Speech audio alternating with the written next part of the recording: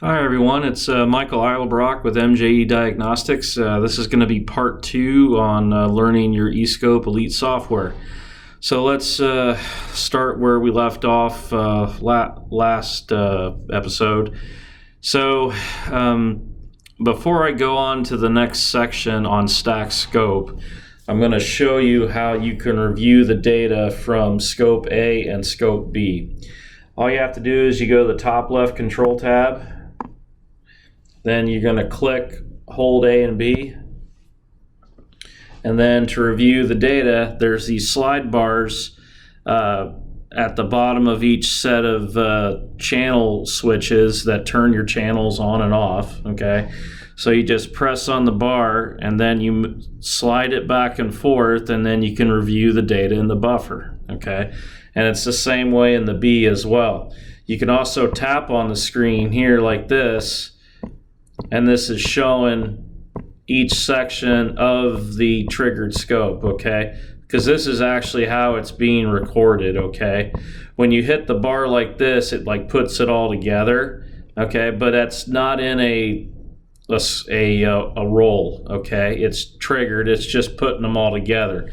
So if you're looking at a capture and triggered scope, you want to tap it like this because it's switching it back and forth to each snapshot while you're being triggered, okay? So make sure you do it that way, because if you don't, then you're not going to realize that you might have a glitch in the signal and not realize it, okay? So make sure you click this back and forth when you're in the triggered mode when you capture it like that, okay? Now for the bottom one, that's a completely different story. It's in roll, okay? So you're just going to scroll back and forth and look at the entire capture as it really is, like a movie, okay? So that's all you have to do, all right? Now, if you want to look at this data in a bigger view, you can actually go into Measure Deep Record and look at the data that way. All right, so let me click this back to setup, and we'll go to Measure Deep Record, and I'll show this to you real quick. So if you look here at the top left of the screen, you've got Plot Dual A, Plot Dual B, right below the Escope Elite tab. All right, so right now I'm looking at Scope A, the data from it on the Deep Record screen. So if you want to switch between the two, between A and B, all you have to do is you just click on Dual B, and now you've got Dual B scope on there, okay? If you want to go back to A, you just hit A, and that's it. That's all you have to do. We'll come back to this later. I want to go ahead and get through the other tabs first, and then I'll explain to you how to do all the controls in Deep Record, okay?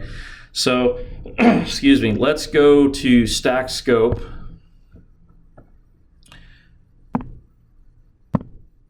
Get that going again. There we go. All right, so in Stack Scope, you basically have all 8 channels separated, so you can look at them individually if you desire. And to adjust the voltage levels, it's the same way as you do it on the dual scope. So if you look here to the right, same way, you've got A upper, A lower for each set, you know, for the channels that you adjust. And then when you go back to stacked, it's the same way here. So if I wanted to change channel 3, the injector waveform, I could click on the box like this, and then I could adjust the up or down to 50, make it go up, or if I want to make it go back to normal, go back to 100. If I want to raise this capture from the bottom, where you have more area showing on the bottom of the capture so you can see the 0 line, all you have to do is, instead of having it now at -20, you'd make it -50, and then it goes up even higher, okay? So it's the same style of adjustment that you have to do for the voltage levels, okay? All you have to do, you click on the box you want, and then you can select it and then make the adjustment, okay? It's pretty easy to do. And then also it has a history slide bar here at the bottom as well, okay? So, but like I said, keep in mind, understand, you know, if you're either in triggered scope or if you're in roll mode. If you're in triggered scope, then you're just going to have those tiny little snapshots that you're going to review. Okay, so if I hit hold A and then I start clicking on this, as you can see, it's showing each little snapshot. Okay, so when you're looking at history on trigger, this is how you need to do it. All right.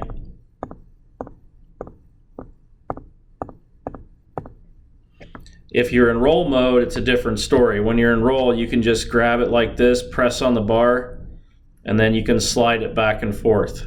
Okay?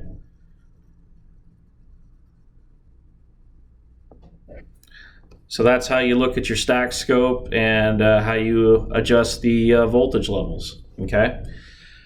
All right, so now that we did that, I think what we're going to do next is I'm going to get through showing you some of the other tabs, and I'm probably going to leave the measure deep record function last, because that's one of the functions on the scope. It takes a little bit more time to explain. So the next tab on here that I want to show is the meter. And all this is, just think about it as 8 volt meters, or if you have the 4-channel, you've got 4 volt meters on this scope. Okay, and to make it work, you just have to have your black lead, which is your common ground for your scope. You have to have that grounded to battery negative. Okay, with key on, engine off if you're doing voltage drop testing. If you're doing voltage drop testing with the vehicle running, then I always recommend you take the black lead and put it on back of the alternator case. Or on, if it has a cable to it, put it on the negative cable. All right. So, but anyway, so here's your meter function here. And what's cool about this is if you're not making a connection, these boxes here, instead of them being gray, they'll be red. Okay. So as soon as you get a good connection, this box will turn gray, which means you have a good connection. All right. And as you can see to the right here, you get a max reading on your voltmeter, an average, and then a minimum. And then if you want to reset all these values, you just hit reset, and then you can reset them all. Okay, so that's pretty easy. And then you can also change your voltage levels here too, same way as you can on the scope. All right, it defaults though to 50 volts though for the upper and the lower. Okay, and if you want to adjust, same way, you can make it higher. You can make it up to 500 or up to 5,000 if you wanted to get a higher voltage level to see, especially if you're doing some high voltage work like on a hybrid. The only thing I would recommend though about a hybrid though is you need to make sure that it's well below the 500 volt on the meter here. Okay, so if you think it's going to be above this plus or minus 500 volt, then I don't recommend that you hook it up to a hybrid. In fact, most of the time what I recommend for hybrids, everyone, is use a Cat 3 rated meter or get a differential voltage probe. Those are the two things I recommend. I really don't recommend you using this scope to check hybrid standalone. It just comes down to safety, really. So I wouldn't recommend using this scope standalone for checking hybrid. Okay, if you have more questions about that later, you could contact me and we could talk more about it, just to make sure that you understand, because this is safety we're talking about and I don't want anyone to get hurt. Okay, so but anyway, let's start with the next tab here, and that's outputs. So here on outputs, we have our frequency control, our pulse control, and then our constant control. And basically what this does is it's a waveform generator. So you have a TTL 5 volt output, which is a square wave here, which you see at the bottom. All right. And then you have a constant control where you can have the 5 volts on steady if you desire. Okay. And then the pull down, which is here, this is mainly used to turn on computer control components. And we have a nice little diagram here showing you how to back probe a control wire and then go into your pull down on your scope, and then use the pull down to turn on either a solenoid, fuel injector, whatever. Okay. So that's just showing a basic outline here of the pulse control, the frequency out, and the constant control. And I'm going to do a separate video on this showing how to use these features better, okay? But I thought it'd be best just to do a quick an outline of it, all right? Next, the last tab, Tools. This is your crank misfire software, okay? So this is pretty nice. All you have to do is just have to have a ignition trigger, okay?